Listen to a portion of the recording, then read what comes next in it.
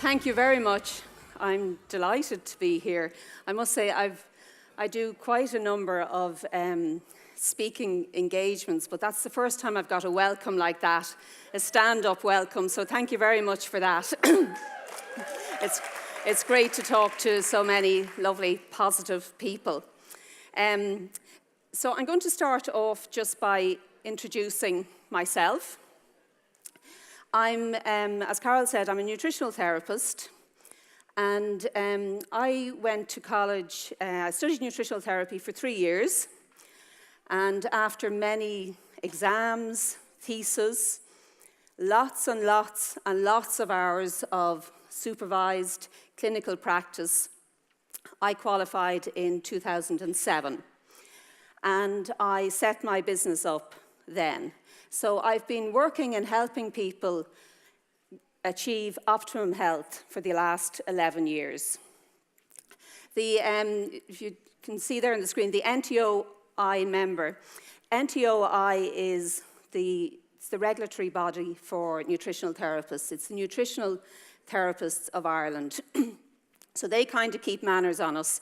So we have to keep up with our CPD hours, and I have to work under a very strict code of ethics and practice.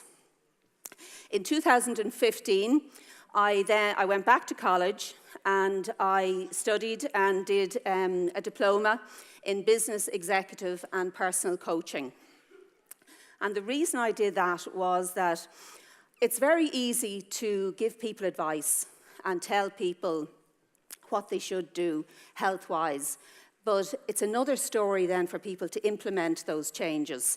So I find by introducing the coaching into all my nutritional therapy consultations, I find that it's easier to get people to achieve their health goals.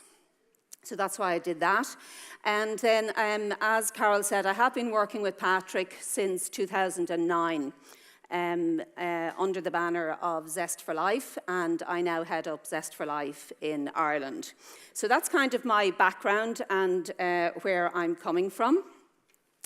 My belief is that we can all choose our health destiny. It really is up to each one of us, and we can choose to be that vibrant, energetic, full of life person, or we can choose the opposite. And it really is what we do on a daily basis. It's our lifestyle and our dietary choices that we make on a daily basis. That is what determines our health destiny. I do believe that lasting change is possible. I know that, people can start on sort of a healthy kick and they can start doing various different diets and they can kind of fall by the wayside. But I think with the right sound nutritional knowledge and support and accountability, everybody can make lasting change. Nutritional science is evolving all the time, and as a nutritional therapist, my job is to keep to the forefront of that nutritional science, and then to present the information that is relevant to my clients in an easy, clear, easy to implement way, and then supply that or provide that support and accountability so that they can make changes and achieve their health goals. And really, making changes, it's all about being consistent, because we can all start off with great intentions and then, as I said earlier on, fall by the wayside. But consistency, consistency, consistency is really the key. It's the key to so many things in life, and it's particularly the key to continued and sustained good health. So making changes and creating good habits and keeping with those habits on a consistent basis is what will get you and the people that you interact with every day to achieve good health. Weight loss, increased confidence, reduced stress, reduced risk of serious illness. That's what you can achieve once you know what to do and then you make the right changes. What we eat today affects our future health. Now, childhood obesity, we all know that's a problem. That's not news to anybody. I'm actually seeing in the clinic, which is, it's horrifying in some ways. Type 2 diabetes used to be known as late onset or adult onset diabetes. Today, I have young teenagers presenting with type 2 diabetes, and that is purely down to diet and lifestyle choices. So I believe that the onus is on us as adults to inform ourselves, to be educated about what good health is, about what a good healthy diet is, and then to pass on that information, to act, to be an example, to be an inspiration to younger people, to children. And I really believe that that is the only way that we are going to change the health destiny of the next generation. Do it ourselves and then pass it on, lead by example. And that really is, I believe, is the way forward. Overweight and undernourishment, you might think that's a bit of a conundrum there, equals malnutrition. But it's not if you think about it. There are so many people who do have weight to lose. They're eating a lot of food and they can still be malnourished. The reason for that is that people sometimes are just not well informed enough to make the right decisions about what food to eat. So they're eating a lot of food, but the food might be mainly processed foods or high sugar foods.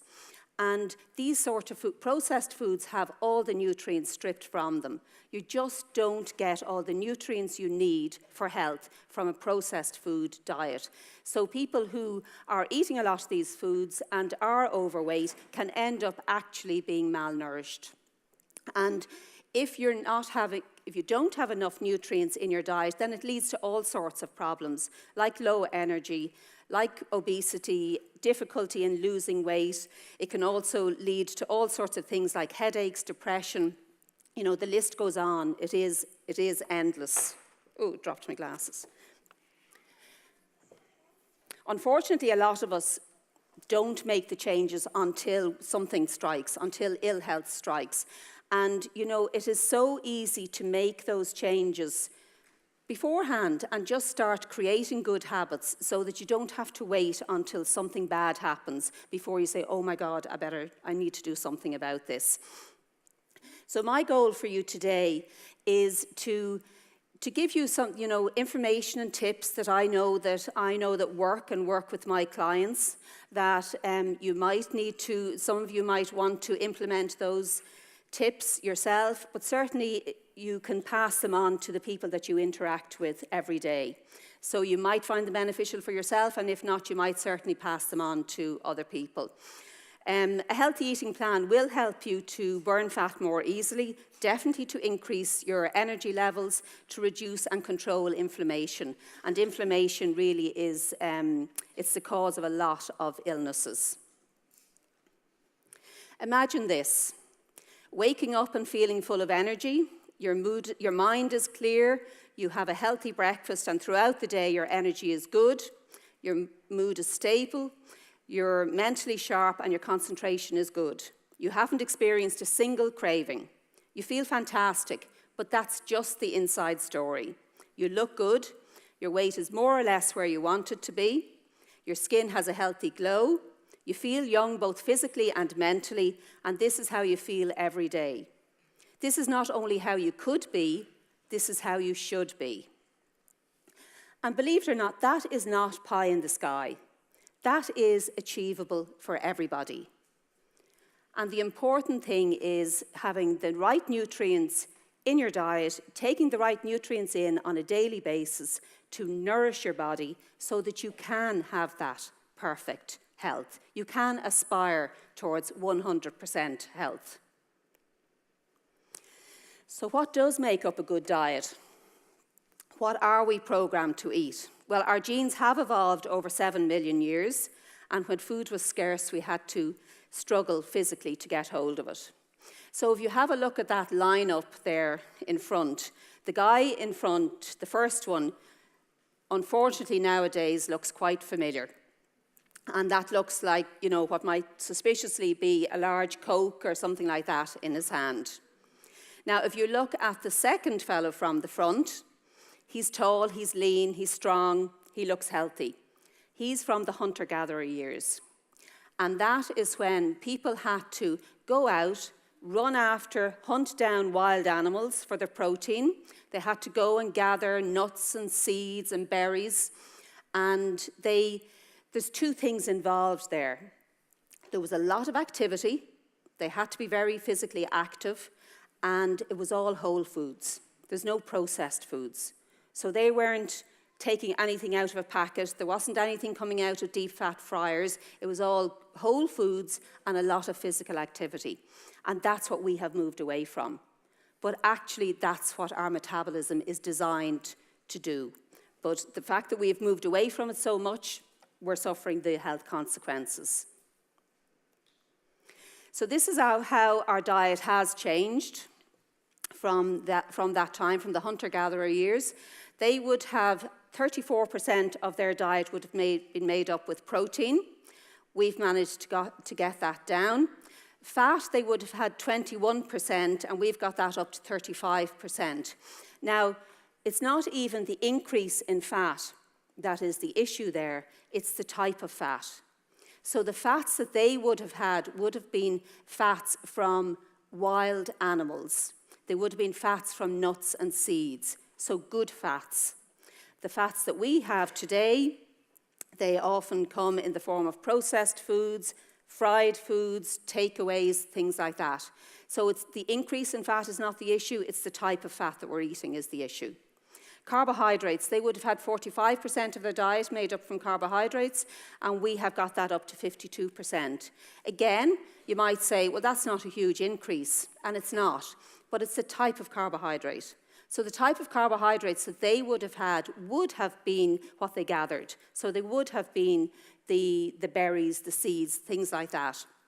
Again, whole foods. Carbohydrates that we tend to have today can come in the form of a large white sliced pan or a big bowl of pasta or cakes, biscuits, rice dishes, things like that. So again, it's not just the increase that is an issue, it's the type of carbohydrate.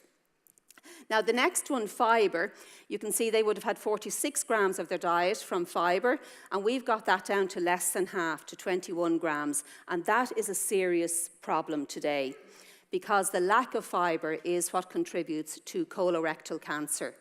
And colorectal cancer in the Western world is hugely on the increase.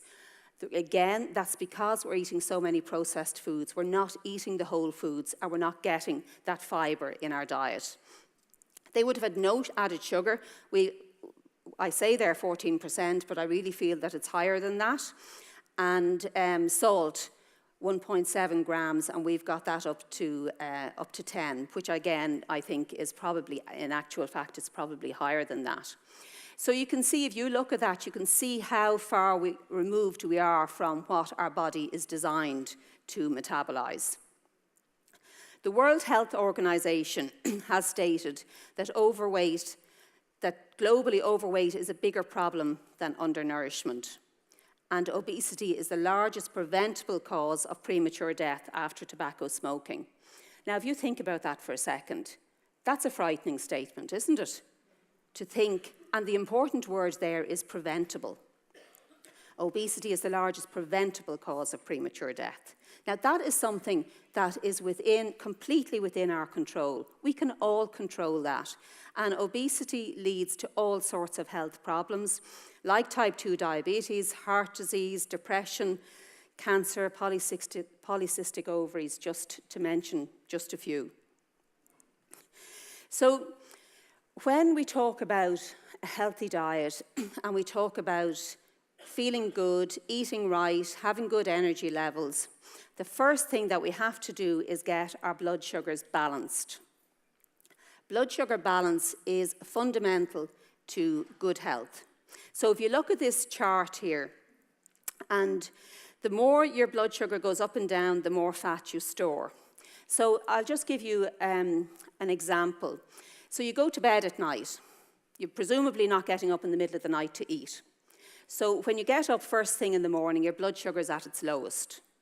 Now, if you have a breakfast that a lot of people would have, like it might be a cup of coffee and a slice of toast and marmalade, or it might be a cup of tea and a bowl of cornflakes with some banana or sugar on them. They're all very high carbohydrate, fast, sugar-releasing breakfasts. So if you have a breakfast like that, the sugar from the toast, from the cornflakes, that'll all break down quite fast, and it will raise your blood sugar levels fast, in combination with the caffeine from the tea or coffee. And when your blood sugar goes up fast, you'll actually feel fine. And you'll say, oh, that's great, and you'll go off about your business. But when your blood sugar goes up fast, it also comes down fast. So then you'll find that a couple of hours later, mid-morning, you're going to get that familiar craving for the cup of tea or coffee, the biscuit, the scone, whatever it is. And that is because your blood sugar has dipped too low and your body is making you crave something, a stimulant of some sort, to bring it back up. So if you start the day off like that, you end up like that black line. It's like a roller coaster, up and down. So the thing to remember is when your blood sugar is high, your body is storing fat. When your blood sugar is low, you're craving sweet things. So it's not going to come as a surprise then. If you have a day where you're going from storing fat, craving sweet things, storing fat, craving sweet things, there's no way anybody is going to lose weight on a day like that. So and also, every time your blood sugar is low, your energy is low also. Some people get tired, some people get headachy, some people even get dizzy. So it's really, really important to get blood sugar balance. And it's actually a very simple thing to do once you know what to do. So we'll look at food groups. So proteins. So proteins obviously you get your protein from your fish, meat, chicken, eggs, nuts, seeds, things like that. Proteins don't contain any sugars, therefore protein foods will have no impact on your blood sugar levels. Fats don't contain any sugars, therefore they cannot have any impact on your blood sugar levels. But carbohydrate foods are the foods that contain sugars, and carbohydrate foods are the foods that will raise your blood sugar levels. Now, obviously, some carbohydrates are better than others, and I'll go into that in a couple of minutes, having a look at them. But it really is, the thing to remember is that it's the carbohydrate foods that are causing the imbalance in blood sugar levels, because all carbohydrate foods release sugars. Some to a greater extent than others, and we'll look at that in a minute. So this is the link between carbohydrates and sugar. So when you eat a carbohydrate food, whether that's a slice of bread or a piece of fruit or pasta or potato or whatever it is, when you eat a carbohydrate food, it's broken down in your digestive system, and the glucose or sugar is extracted from the food, and that goes into your blood. And your blood sugar then rises. So every time you eat a carbohydrate food, your blood sugar rises. And remember that when your blood sugar rises, your body is storing fat. So what's really important then to know is that there are very good carbohydrates that have very low sugar, and there are some carbohydrates that are disastrous for health, and we'll go into that in a few minutes. So these are the simple things I said about blood sugar balance, and these are the simple things that you can do to get your blood sugar balanced. So the first thing is to eat regularly. Don't skip meals. Don't get up in the morning and have a cup of tea or a cup of coffee and no breakfast, because you're setting yourself up then for imbalanced blood sugar levels for the entire day. So eat your 3 meals every day. Don't leave a gap of more than 4 or 5 hours max between meals. If you do have a gap that long, then you need to have a snack. Eat a small amount of good quality protein at every meal and snack. So every time you eat a carbohydrate food, you need to eat protein as well. The reason for that is that protein it takes a long time for protein to be digested. And protein doesn't contain any sugars, as we said. So when you eat a carbohydrate food, like say, for example, an apple. You eat an apple, that breaks down into sugar quite fast, and it will bring your blood sugar up. Now, if you eat that apple and you have a small handful of nuts, and nuts contain protein, you have the small handful of nuts with the apple, then you've got a properly balanced snack. You've got your protein and carbohydrate together, And the addition of the nuts with the piece of fruit will actually slow down the release of sugar from that fruit. So instead of your blood sugar shooting up really fast and then coming down, it'll be a much more gradual increase. So it leads then to more balanced blood sugar levels throughout the day. Choose the right types of carbohydrate. So not white carbohydrates, so whole grain carbohydrates, remembering always that all vegetables are carbohydrates and all fruit are carbohydrates. Some people are under the misconception that carbohydrates are only bread, rice, pasta, and things like that, but all fruits and vegetables are also carbohydrate. And stay hydrated, 2 litres of water every day. So if you remember to eat regularly, don't skip meals, don't leave too long gaps between your meals, have some good quality protein every time you eat, whether it's a meal or a snack. Choose the right types of carbohydrate and stay hydrated. That is going to ensure that your blood sugars are going to be much more balanced and you're going to move away from that roller coaster of highs and lows. This is a balanced plate.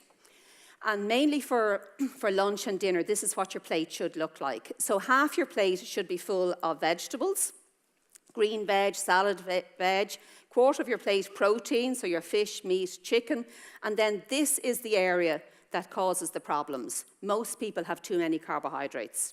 So you can have, like for example, you could have a piece of steak and some vegetables for your dinner, and that will be a properly balanced meal because it's protein, the steak is protein, the veg are carbohydrate. If you're very hungry and you need to have some starchy carbs like rice or pasta with it, then that's fine, but a quarter plate. But remember your veg are carbohydrate, so it will still be balanced.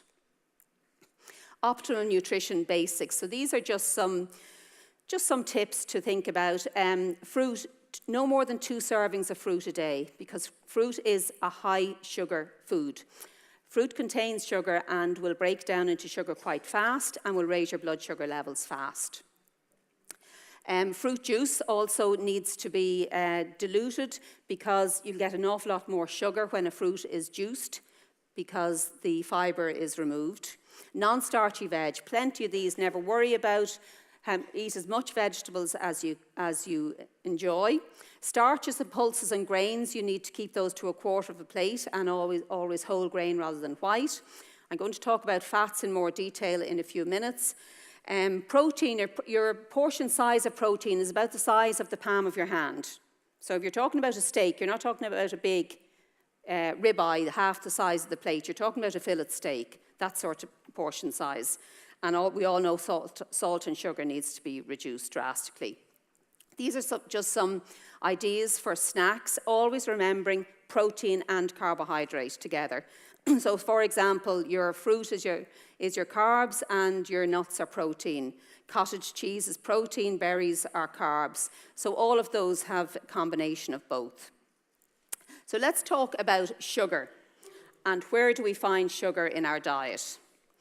So these are carbohydrate foods and these are how they're broken down. So the first box there is the lowest sugar containing carbohydrate foods. So that's your green veg, salad veg. Then the next box is whole grain. So your brown rice, whole wheat pasta, the whole grain bread. Then you've got fruit. Now, as I said, all fruit contains sugar and most fruits contain a sugar called fructose, which is a very fast releasing sugar. There are some fruits that contain a sugar called xylose. And xylose is a much slower releasing sugar. So the fruits that contain xylose are fruits that are mainly coloured red, blue and black. So when you're thinking about fruit, think about those colours are always going to be the best options. So all of your berries, plums, fresh cherries, they all contain xylose and they won't raise your blood sugar levels as fast as other fruits. Then your white starchy carbs, keep those to a minimum, and the ones in the red box there, your sugars, cakes, biscuits, really as little as possible. So most of your carbohydrate intake should be from the first 2 boxes and less from the 2 portions of fruit a day and then less from the others. So eating sugar-containing carbohydrates stimulates insulin production, which leads to fat production, fat retention, and a reduced ability to burn fat. Dietary fats don't do that. So every time you eat a carbohydrate food, it releases sugar into your system. Then your pancreas have to release insulin to take that sugar back out of your bloodstream, and your body can cope with that, no problem. But it's when we're constantly eating sugary foods, constantly eating high sugar, starchy carbohydrates, your pancreas just become tired, they become worn out, and your cells become less sensitive to insulin. So you become what is known as insulin resistant. And insulin resistance is what leads to type 2 diabetes. So in order to prevent type 2 diabetes, you have to keep a very, very careful eye on the amount of carbohydrates and the amount of sugars that you're having. So we're going to move on to fats. And fats are not the big baddie that we have been led to believe. Sugar is the big baddie, not fats. So what you need to know about fats, why we need fat, the different types, and the essential fats for health. Every cell membrane in our body is made from fat, and our brain is 60% fat. So if you think about that for a second, your brain being 16% fat, sorry, 60%, not 16. If you are not nourishing your body with the right types of fat, then that is going to affect your brain health. And the consequences of that are, the early consequences of that would be if you notice that your concentration levels are not as good as they used to be. You find it difficult to focus on tasks. Your moods are up and down. Your motivation is not as good. Your memory is not as good as it used to be. That's probably because your brain is not getting all the nourishment it needs from essential fats, from your essential fatty acids.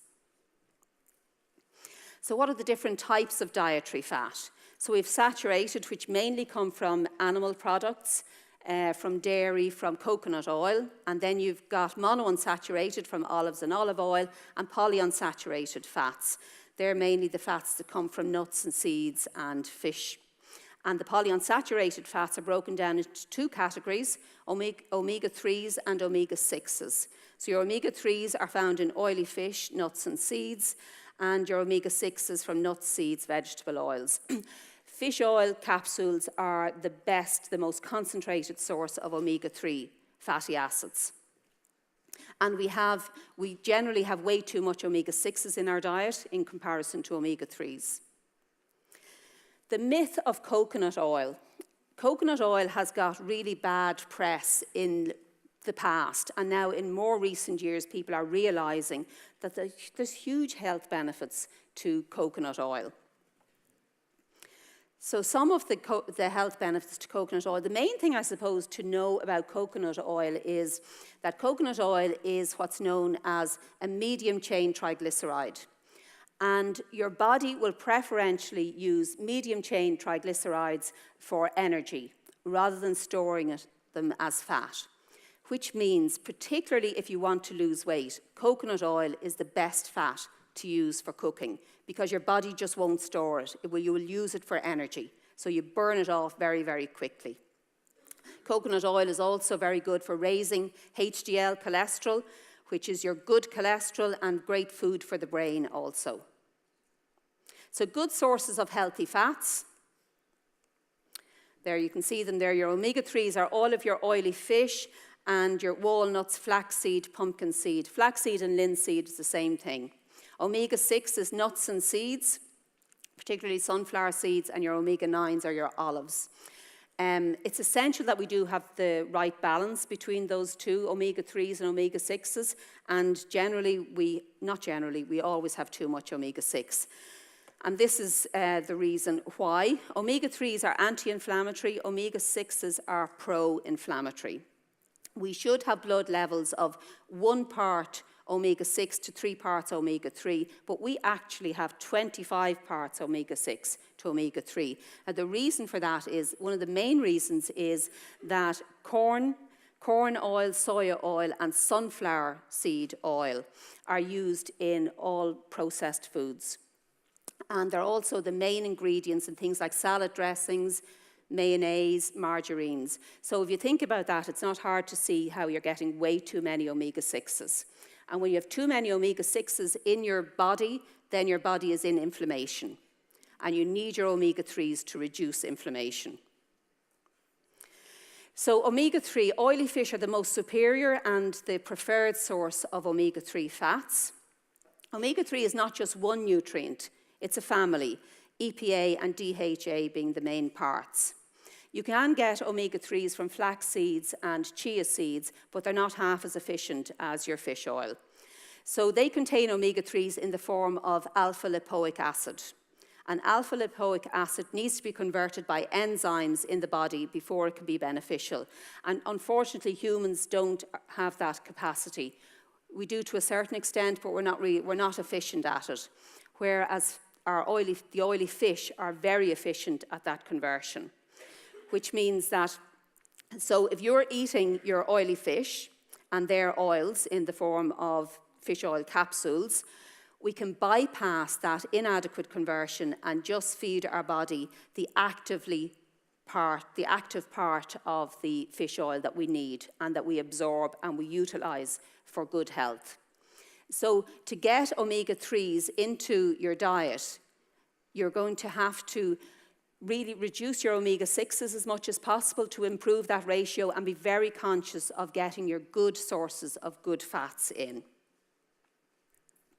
Omega-3s are anti-inflammatory, and inflammation is the underlying cause of heart disease, type 2 diabetes, cancer, and arthritis. Dementia is also in there. Saturated fats cause inflammation, so if you eat too many saturated fats, too much animal products, then saturated fats will be a problem. But they will only be a problem in the absence of omega-3s and with too much sugar. So in other words, if you have too much sugar in your diet and you don't have enough essential fatty acids, like your omega-3 fats, then the saturated fats that you eat will cause inflammation in the body. But because omega-3 is such a brilliant source of anti-inflammatories, if you have your omega-3s and you are conscious of reducing your sugar, then you won't have that imbalance. And you can eat saturated fats without them causing a huge problem. It's estimated that up to 90% of the population are deficient in omega-3s. Isn't that amazing when you think about that? 90% of people are not getting enough fats in their diet, and 60% of your brain is dependent on your good fats. So is it any wonder that people have mood disorders, they have low energy, they have all sorts of problems, lacking motivation. So getting your omega-3s in will really help there. A diet rich in omega-3s leads to lower triglycerides. Triglycerides are the bad fats in your blood that are caused by eating too much sugar. Increased HDL, so high-density lipoprotein, is your good cholesterol. So your omega-3s will increase the good cholesterol, which is what you want, and the formation of light, fluffy, less harmful LDL. LDL is low-density lipoprotein, and LDL is your bad cholesterol. So this is really, in the world of nutrition, we get easily excited, but this is really exciting news for us, because what it means is that omega-3s will not just reduce overall cholesterol, but they will also change the profile of your cholesterol. So they will reduce your triglycerides, which are your bad fats. They will increase your HDL, your good cholesterol. But they will not only lower your bad cholesterol, your LDL cholesterol, they will actually change the profile of it. Because LDL cholesterol it's found in two parts. So one of them are small, dense particles. And small, hard, dense particles, and they are the cholesterol particles that actually lodge in the artery walls. And they're the cholesterol that cause problems and lead to heart disease. These light, fluffy particles, they just float along in the bloodstream. They don't cause problems. So your omega-3 fatty acids will reduce the amount of the small, hard particles that you have, and they will create the formation of these light, fluffy ones. So in other words, they're really changing your cholesterol profile, which really leads to a huge reduction in your risk of developing cardiovascular disease. A word from the expert, Dr. Artemis Simopoulos, that's a bit of a mouthful, isn't it?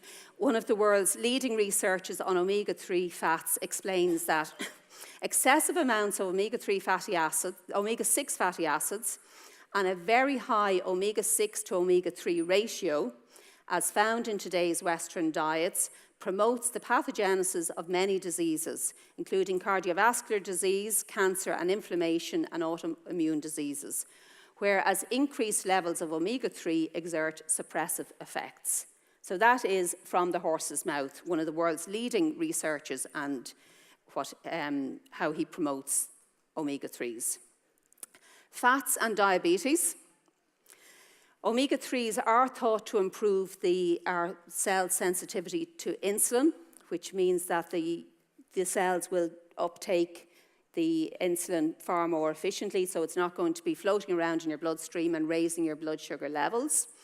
Balanced blood sugar levels will lead to less impact on your storing fat and then moving from storing fat to craving sweet things. Sweet things are obviously a fundamental problem in type 2 diabetes. And it also, the anti-inflammatory effect of omega-3s will reduce the damage caused by glycation. So glycation is actually where the red blood cells are sugar-coated, as it is in diabetes. Trans fats. Unnatural fats found in processed foods, so these are the fats that are hydrogenated, and they're the harmful and damaged fats that lead to cardiovascular disease, which you want to reduce in your diet. Cooking with fats, so the best fats to cook with are olive oil, coconut oil, or just your ordinary regular butter. Coconut oil is the oil that you can heat to the highest heat before it becomes oxidized.